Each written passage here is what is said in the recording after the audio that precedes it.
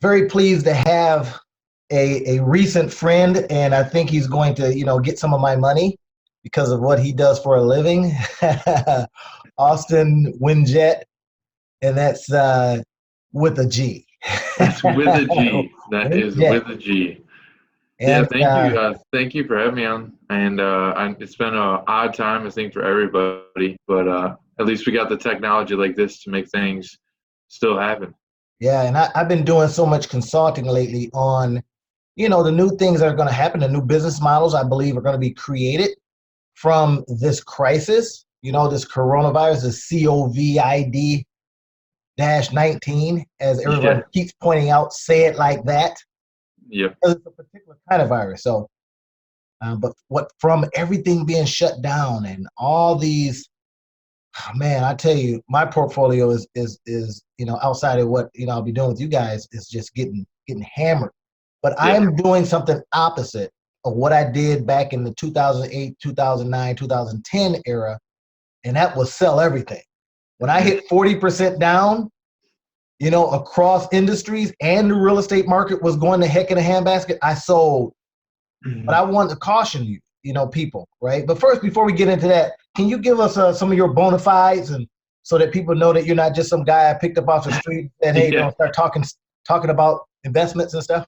Yeah, absolutely. Well, I mean, I can't even go on too much of the advising side and everything on the regulation within that purposes. But for everybody who wants to know who I am, my name's Austin Wingett. As Randy noted earlier, I work at Raymond James here in the Grand Rapids area, more towards Cascade.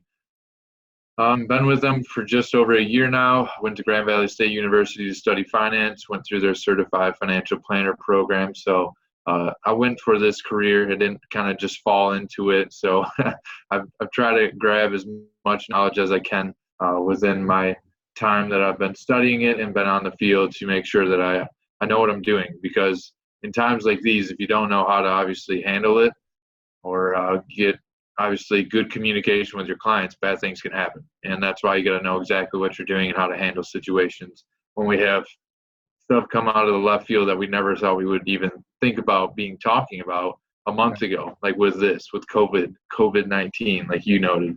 Yeah, yeah, and Yeah. that's again, out of tragedy, potentially, hopefully, comes some really interesting cures. It comes some good vaccines. Comes some knowledge of, because this has been extreme in what we've had to Yes. do to prevent the damage from spreading. Right. So think about the investments. Think about. I just heard today that they shut down movies and movie theaters. Oh my gosh, I love the movies. So I guess Mhm. I'm gonna be stuck in the house. I run out of Netflix and Amazons and all that kind of stuff to watch. Yeah. So Yeah. I I've been. mean, there's plenty of content on that, so I don't think you'll run out of it. But yeah, I mean, within everything being shut down, all of the precautions that they're taking within the government stance, I know it seems obviously a little bit too much. I was skeptical as anybody else would be because it's otherworld stuff. I thought it was a dream. I saw the NBA push back all of its games when they did this. I'm like, this can't be happening. And then you cancel March Madness on me. I'm extremely upset, So, but I mean, they're doing it because we see the repercussions that's happening in Italy, and obviously what was going on with China too. We just don't want to see the death toll rise. And if we can flatten the curve, everybody's been talking about flatten the curve. But if we can do that, then we obviously have to take all the precautions that are necessary.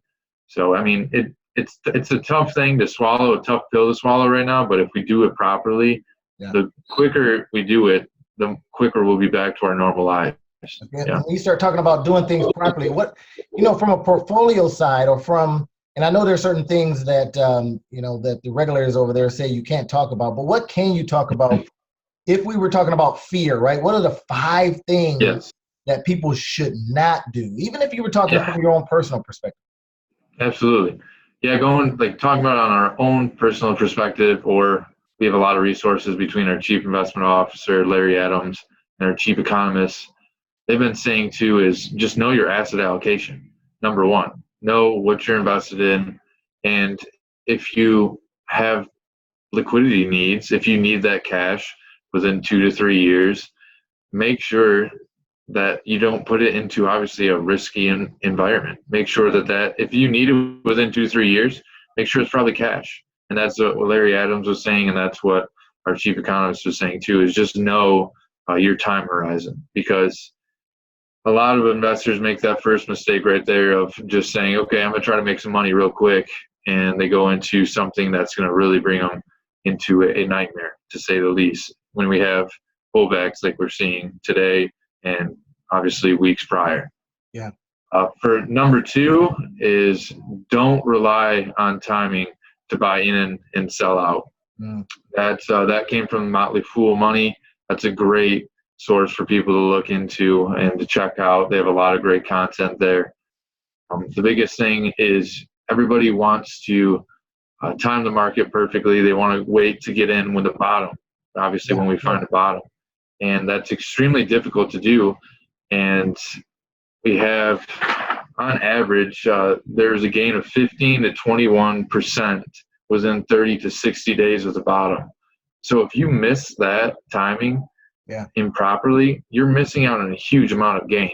And that right there is from Motley Fool as well. But like, that just goes to show, within such a short amount of time frame, between 30 to 60 days, you can miss out on so much. Yeah, sure.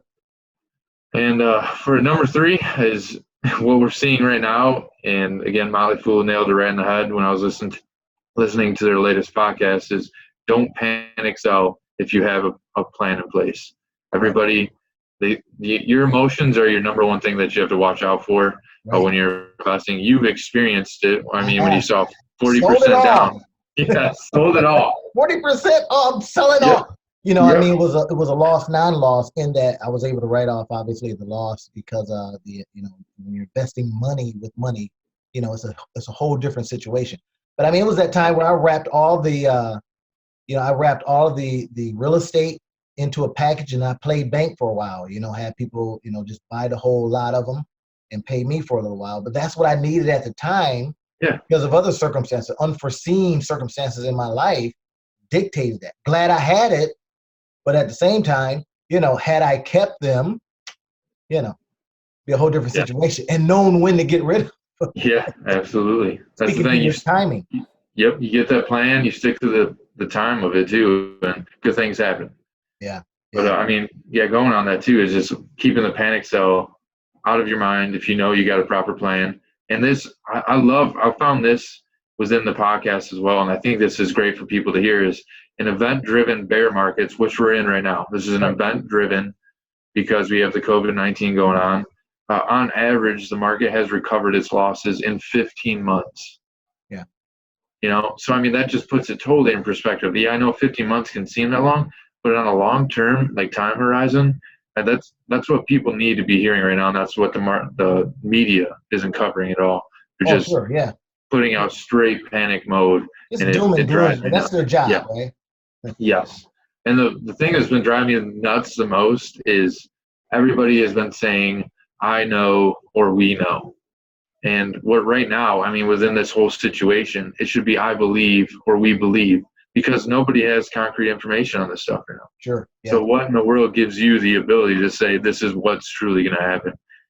So it's finding the right media sources and knowing that they're not just doing it to get your attention and to get you to click on it so they can get obviously more money out of you too. Yeah. Just a whole big old bunch of clickbait. Yeah. Right? Yep. Absolutely. And it's funny. I was reading some of Warren Buffett's quotes. Right. He said, and I always watch what he's doing. Right. I say, hey, well, what is Warren Buffett doing right now? And he says, in that one big quote, he says, be fearful when others are greedy, and greedy when others are fearful.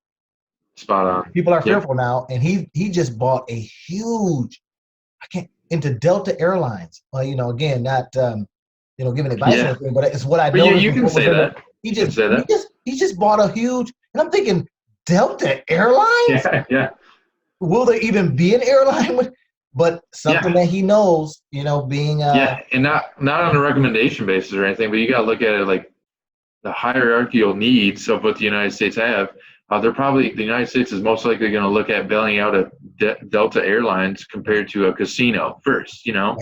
So, and that's why Warren Buffett probably most likely looked to going towards that investment. That's the stuff you got to think about too.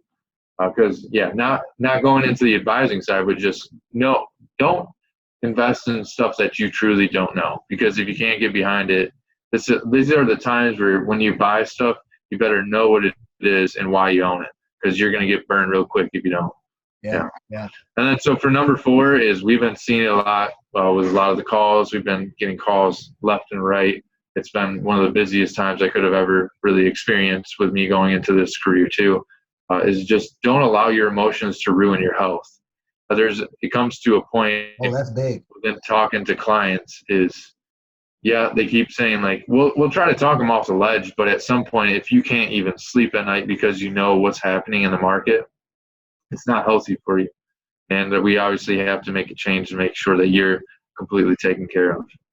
And I remember I had a client not too long ago. He told me he wanted to give me a little bit of his portfolio, and he was going to keep another portion, and he was going to compare. He was going to make it into a competition. Which I told him I understood it. I got it. And that happens a lot like in this industry, but you have to think this isn't like a competition on the basis of it can't be a game, because it can't be a game in my industry because I'm dealing with people's livelihood, you know? Right. And I have a fiduciary responsibility, a prudent responsibility to make sure that I know what that person needs in order to make sure that their life is an accurate representation of their portfolio. So I can't treat it like a game at all, because it's so much more than that, you know? So that's what I told him. And that's, again, why these emotions got to make sure that they're in check with your health too, because you can't take on more risks than you can actually handle. Yeah. And then that leads me to my last point is like Motley Fool, First Trust. They also said this too. First Trust is another individual that we use, and they have some really good information. Is don't put all your eggs in one basket. Everybody's been saying that for their entire life, but it just goes to show that diversification doesn't work every time, but it works over time. Sure. And this is exactly why you do it. Now, those are really good words to hear. They bring you some reassurance knowing that the plan's there, diversification's there. That's why you're not just holding on to a Boeing right now who's made the Dow drop 17% on its own. You know, so yeah, it's rough. It's rough. It doesn't work every time, but it does work over time. I remember reading, when I was coming up and I was really into stock investing and, mutual funds and all of the, everything else, I remember someone else said, you can invest in put everything in one basket, just watch that basket. Right? Yeah, absolutely. So you have different approaches, right? Warren Buffett has, Berkshire Hathaway as his, that's his big old basket. And then he kind of, invests in different things outside of that basket, right? So different approaches. And I tell you, to the other point, this is where I'd slightly disagree with you on, and this is probably an emotional disagreement versus a knowledge one, but I'll go for it. Like when I was talking to you when we first met about when I started the LLC and I was going to go into specific areas, virtual reality, artificial intelligence, blockchain technology, augmented reality, and then life sciences. And then I created the LLC off of those acronym, right? And it was with the idea that as I started looking at what is going to drive the future, right? And I'm gonna tell you one of the books that got me really going on this was this one right here called Rise of the Robots. Can you see that? Yeah, you can see it now. Yeah, Rise of the Robots by Martin Ford. And, in it, he just talks about, hey, listen, this is what's gonna happen. And on the cover even, he's got like, an older gentleman mopping the floor, and then you got the robots actually at the factory. So it was in this book, I remember I read this in 2015 when it came out, and it was so scary. The stuff that he was proposing, it was so scary I had to stop reading it. It was that bad. I had to stop reading, and I says, okay, I can either let the fear of what he's talking about, and the Rise of the Robot is deep. I just want to read the back cover, what he talked about here. Check this out. He says on the back cover, get this. He says, what are the jobs of the future? How many will there be, and who will have them? As technology continues to accelerate and machines begin, now get this, as machines begin taking care of themselves, fewer people will be necessary. Artificial intelligence is already well on its way to making good jobs obsolete. Many paralegals, journalists, office workers, and even computer programmers are poised to be replaced by robots and smart software. I'm gonna just stop there because I remember this is what made me buy the book, right? And I think of situations like this, and I say to myself, is this the beginning? Now, this is, and I'm not talking Terminator stuff, but is this the beginning of the rise of automation, let's say? Because guess what? If I had a factory full of automation, I wouldn't be down right now. I mean, you know what I mean? Because I wouldn't have to send people home. They don't get sick. I'm just curious, out of this, travesty that we're facing right now, this tragedy, will you see a divergent in business models? I'm sure you will, right? We got people at home right now. I've been advising, man, I've been consulting with folks for the last 3 days. And I mean, phone call after phone call, just giving suggestions on, here's something you can do. Do it at home because you can't go out. Do it virtually. Do it this way, right? I literally just got off the phone this morning or got a thank you from a young lady this morning who I says, you got to do it now. And she's in the workout space, right? Yeah. And I says, here's a way you can get paid still, but not having to, go up to the client and all that kind of stuff. She did it, initiated it last night, sent me a thank you this morning because she got her first payment in. And she was going to do this on Facebook Live and stuff. Rise of the robots, automation, in other words, right? Yeah. Yeah, you got to look at it, though, on the perspective, too, is when you have books like that, Rise of the Robots, it sounds extremely scary because it sounds like everything's going to be replaced by automation or artificial intelligence.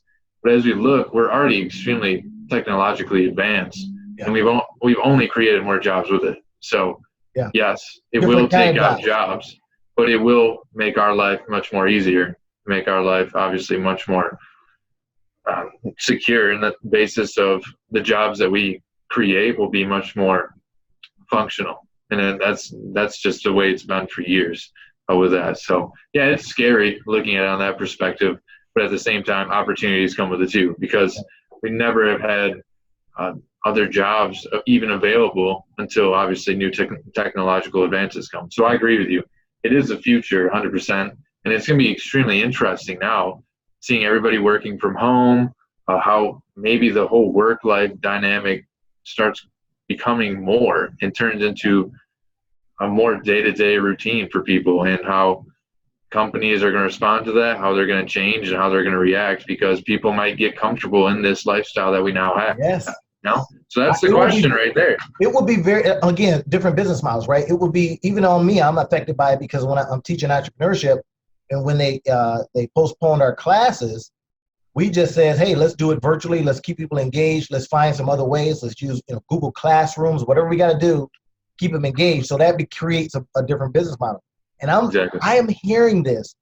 So many people I know, man, are saying, I might just go ahead and put in my 2 weeks notice. I'm serious, because this is giving them the time to think about priority. And they're kind of going, I really didn't like that job anyway. It paid the bills, but now it's not even paying the bills because I'm off. What else do I need to do to create an environment for myself, right? So business model change, as you spoke to, people changing, the human nature side of it. Yeah. Think about it. You're having the comfort of being able to take a nap in the middle of the day. Yeah. Are you kidding me? And now you got to go back to the office? Oh, man. I'm not sure if I'm doing that. Yeah. I mean, you got to look at it on the perspective of colleges, too. How much longer is brick and mortar going to be around, because they just sent all of the students home and they're still bringing them through all the curriculum. So how much longer do you think that's honestly going to stay, when the parents are going, why am I paying all this money for you to stay on campus and for you to go to these classes when you're doing it all online, and you could totally do it all online? Yep. So I did the second half of my master's degree that way. The second half of my master's degree, I did it all online. Okay. And I'm going to tell you, it was a game changer, because prior to that, I had to go into class, but and I couldn't go on a cruise. I couldn't do this, that, and the other. And then once I did the rest of it online, and you post, and it's you in the book, I could go faster, because I could read all night and, take the test or post and all that. Yeah. It changed everything for me. And It's a now a game changer. situation like this could be the thing. As I say, rise of robots, I could just see that as a metaphor for rise of a different way of doing it. But who does that affect? Real estate people, developers, carpenters. All this is now affected. And these may be people that, I don't know, may not have the skill set at that time to go into the more technical and automated side of it. So they're initially affected by that. Absolutely. And that's good money as a carpenter, as a builder. Yeah. I mean, it's going to be just time. Time will tell. That's the biggest thing. But, I mean, we got to get through all of this right now, too. That's the main thing we got to focus on. What is the market gyrations doing now? I try not to watch too much TV now because it's just mass hysteria. Well, CNBC had on some guy, I think it was like 2 nights ago, and he was just saying like end of the world pretty much scenario. And the market's been all over the place. We've been 700 points down today. I think we're now just around like 400. So we got 30 minutes left until we hit the closing bell. And I'm hoping it just kind of goes towards more of a level layout. But the Feds, they're doing a ton on the repurchase agreements and the amount of money that they're trying to flood into there to just stimulate the economy any way they can because money from where? You can't buy it from China. Yeah. They're not buying our notes. They're going to go, we have no money. So where are you financing? And it's so funny. I hear certain things like, we're going to get some stimulus money. I'm like, wait a minute, that's our money. Like opening up a credit card saying, hey, we're going to allow you to charge $1,000. But by the way, you got to pay it back with interest. With interest. Yep. So it'll be interesting to see how they handle it. I mean, we listened to, was it Brian Westbury? He's an economist with First Trust, and he had a great outline yesterday of just like where the economy is right now, where it's probably going to go. And I mean, we live in a consumer-based economy. Yeah. But 70% of our economy is consumer-based, which I'm sure you know. And I mean, it really depends how long these small businesses are going to be closed up and closed doors. Yeah. Because if you're the business owner at this point, you have to think, okay, I'm going to keep my doors shut for how long? Until I'm thinking about bankruptcy, until I'm at the point where I just say, screw it, I have to go back to work. I don't want to give this business up, So it's going to be interesting to see how that all plays out and how they obviously try to regulate it. But I mean, what Brian Westbury was saying, we could probably see unemployment jump up to 6.5%. It's at 3.5% right now. And scary numbers to hear, but I think it's not a shock to many people as they know this is coming. Yeah. And I think some of those numbers will be obscured by the idea that people may say, I'm unemployed in that I don't have a job, but I'm creating something else. Yes. That may be in it, and that may be time, but then there may be a different sense, a different feeling. Right? I was watching one of the YouTube gurus earlier today, and he got on and he says, you should never be this vulnerable again. Right. And I love this guy. I love the approach that he takes on stuff. And I second that. Should we be, and I did a video earlier and threw it on the YouTube channel and talking about, we have so much available to us that's free. Yes. Right. And that we can be in a creative way right now. And sometimes it takes situations like this for us to go, oh, I'm so scared that I gotta do something. Yeah, the wake up call. Fear. And speaking of which, when is Top 10 Table Talks coming out? Your podcast. Top 10 Coffee Talks, yeah. What did I say? Table Talks? I'm thinking of Red Table Talks. Top 10 Coffee Talks. Yeah, I'm trying to get that through the pipeline right now. It's an uphill battle with anything that you try to put out there, especially on the social media side. So you like to be really quick with putting out content and rapid in the response, but when you have regulations blanketing you like I do, like none other, you got to be very careful with what you say. So sure, yeah. But I think Top 10 Coffee Talks, man. If you can, and we talked a little bit about this earlier.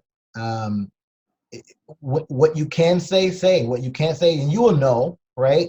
Yeah, absolutely. But it's still, I think, just as you were listening to Motley Fool and those guys on, you heard some information on their podcast that now you're telling me, you see what I mean? So Top 10 Coffee Talks doesn't say anything about strictly finances.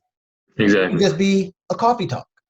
It could be a lot of things. And I think, you're the perfect person to do it, because I'm sure you got a couple things to say. You got a perspective. And, you have a job that, I don't know, speaks to the experience that you've gained even in a short period of time. Yeah, exactly. I mean, within this job too, it's not the most appealing one for people just to come and walk into the door and say, hey, like, I'd like to talk to you, or give you a phone call as well. But right now, I mean, with what we're seeing, this is where we've seen the most demand for this occupation. So yeah, with me trying to make content and just getting it out there, and that's for anybody too. If you got obviously an aspiration to go do this, do it. I mean, don't just wait for it. I got regulations that are burdening me to like stay down. You got a clear path. Just go for it, because you never know where it's going to lead you. Yeah. I have a lot of fun with mine. I got up this morning, and there's times where I've done content in my robe, times when I've been sick, not feeling well, and just because it's still about if what you're saying adds value to people's lives, right? And if what you're saying obviously isn't too far on the fringes. This morning I was so fired up, I thought, wait a minute, maybe I shouldn't put that one out, because I was so fired up about the opportunity that presents itself, and I didn't want to come off like, well, there's tragedy happening right now, so maybe you ought to tone down here's opportunity and talk more. And I just talked about that, right? Hey, you could be more service, and out of a situation like this, what can you provide, given what you come from in terms of your occupations and all that kind of stuff, and your knowledge, your education, and your feelings and emotion, and then be of value to people at a time like this when we really need it. We need some calm heads. Maybe not the guy that was on, what do you say, CNBC? CNBC, yeah. See, that gets people off fire, and that's why I haven't people riled up. I haven't watched TV. I've been doing a lot of, scripting of upcoming, courses. I built some last night. Been doing PowerPoints and all kind of stuff just in preparation for having that narrative with folks, man. So if I had watched TV, I'd have said, forget it. We're done for. Yeah, it's too much bad news. I mean, that's the biggest thing we've been telling our clients, and also on the basis, like, I'm sure you guys have had plans to do stuff around the house, like between it's projects or it's writing a book that you've always been talking about. There's always stuff people have always wanted to do, but they said they just don't have enough time. Right. Here's your time. Find the opportunity. I mean, because, like, it looks like a dire situation that we're in right now, but with anything, you got to find the light in any situation and find the opportunity too. And so just turn it into something good. And that's something, man. I had literally taken I got up early, and to your point, I had just wrote this down, and it's like, man, you almost said it verbatim, right? I says now, and this is one of the courses that I'm bringing out over the next couple of weeks, is now is your time to learn to earn online. Well, I'm a podcaster at the Earn Every Dime Online show. I started that 2 years ago because I started looking at the future and saying, hey, wait a minute, we better learn to earn online. So if something happens, we're not just flat-footed. And so this morning I was saying, been caught flat-footed, haven't you? Again, and then just went into it. But now is your time to learn to earn online. And I'm literally building out the webpage as we speak, right? Yep. This is the time to learn to earn online, to learn to create those small things that you talked about, right? Now that's just another tutorial, but I'm saying, let's make it impactful. And this is why, man, I'm telling you, I'm going to be busy for the next month, just rolling them out. And they're right on time. Before it was like, okay, I got a job. I'm making pretty good money. I really don't want to hear what you have to say, right? And now I got all this content that was getting no views. Now they're going through the roof. And that's unfortunately what's happening now. Yeah. And that's why you cover your bases right there. And I don't think people truly grasp or know the power of social media or just the internet alone, of the capabilities that are there, especially if you have a business that you're trying to promote. The thousands of people that you can get in front of is unbelievable, especially through Facebook at a cheap cost too. I mean, within just like boosting a post, I think it's $10 to boost it for 5 days. You're kidding me. Where else are you going to get that type of capability where you're putting yourself right in front of individuals? And most individuals spend on average 4 hours on their phone a day. Yep. So you got to think the power within that, and then also the money making capabilities like you've been hitting on. You got to go for it. You got to obviously test the waters because it's going that way, and you either join it or you're going to get left behind. And this is what I'm doing, everything I can, man, to keep people from, getting left behind. But at the same time, I'm still employing some of the traditional ways to build wealth. While talking with you guys, talking with, and then I can say my other portfolio that's somewhere else, is getting smashed. But you know what? On one level, I'm saying I don't care because I had to take that approach. Otherwise, I'd panic, sell it, and end up with peanuts. So I'm just saying, okay, this is one of the gyrations that the market does every so often, right? Yep. And I'm just going, okay, well, what do I need to do? Sending some more money in is one thing. Hey, buy some more stuff, right? Talking with some new folks, like I'm talking with you guys. Buy something, start this. I want to try it this way. Speaking of that, sir, I don't know if you can't go into it, into depth, but I got your investment research, and I'm not going to give you the business over the phone, but they're all safe bets. They're all safe bets in the virtual reality space, artificial intelligence, blockchain technology, life science. Yeah, that's what I said. I said, well, I see. Yeah, but these are the big companies. The ones I see you said here. These are the big companies that are poised to take advantage of this right now, I think. Yeah. And I mean, on the safest bet too, like was in the words that you use, it's more just so that it's on your risk. Yeah, there's way other alternative. That was just a rough draft, like I said, because I'm not going to throw you like, here's a penny stock that could have a huge amount of growth, but it could be completely not suited for you. So that's why I keep it at like a rough draft with those ideas. And at the end of the day, if you even do look at them, especially now with them pulling back, seems like a really obviously good buys too coming in, and they're fundamentally sound companies. So that's true. I mean, just from my perspective, and like what I like doing too is just knowing I can get behind the company. I know what their morals are, where they stand, and the growth and the acquisitions that they have going forward. I love seeing that. So yeah, it could be safe bets, like you're saying. But if you want to talk the business later on, we could look into other things too. Yeah, and I know this has been an awesome conversation, man. I appreciate it. I know some people are going to get some value from it. And I think, just being able to, and this, talking to a person that is in a traditional wealth building field, if you will. But there's a lot of people, man, that I knew were going to make some decisions over the next several months that now that decision-making process, a wrench has been thrown in it, right? I'll give you an example. A colleague of mine, her husband, was going to retire, right? He was going to go part-time. They went to their portfolio. They looked at that and says, hey, we've been frugal savers all this time. They had a nice portfolio, right? Because he had been making good money for a while and she had too. Well, guess what? He's losing, half that money is gone now. And he was going to retire on that, right? Because he's young. He was just going to retire. And I'm thinking, man, maybe he ought to reconsider. Yeah. He may have to. It's not funny to laugh about, because it's so scary and it hurts so bad to see that all of a sudden the future that you had planned out is gone. But again, that's why you should obviously stagger your investments to a more appropriate look, so you don't have that happen. I like what Mark Cuban said once. Mark Cuban said this. He said that a majority of his investments were in cash or cash type instruments. Yep. And he says you should never underestimate the transactional value of cash. Right? And it was around that time I says, yeah, I'm gonna do that. I'm going to put some stuff in cash and throw some stuff here. But for the most part, the transactional value of cash. Now you know what he's talking about, right? You can go grab cash and buy something undervalued. Yeah. Right? And when the real estate goes to heck in a handbasket, which I believe is going to in the next couple of years, now you can go and just transactional value of cash. It really doesn't matter.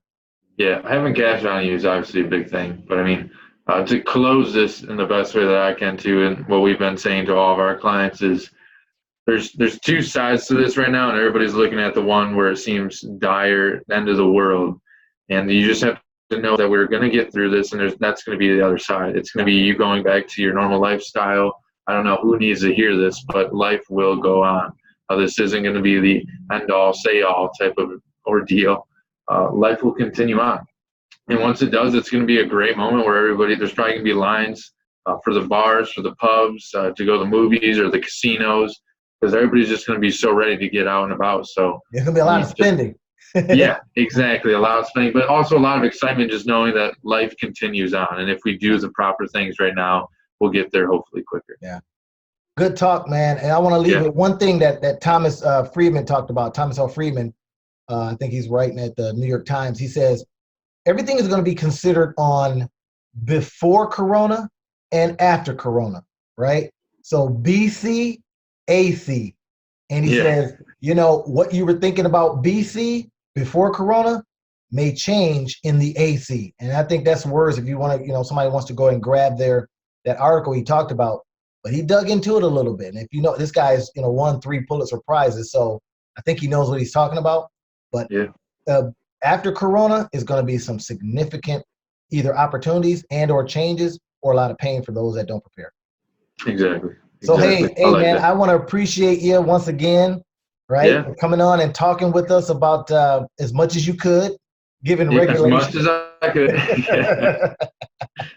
But yeah, thank you very much. I appreciate it. It's been a good talk. Anytime you ever want to have me on, I'd be happy to join you. Oh, I think I'll be on yours next, right? What is it called again? You'll be on my top 10 coffee talks, not table talks. Top 10 coffee talks. It's going to be easy to switch that up, I guess. We'll see if I can get in the patent, like in the name. All right, man. I appreciate you. Take care. All right. You take care. Thank you. All right. Yep.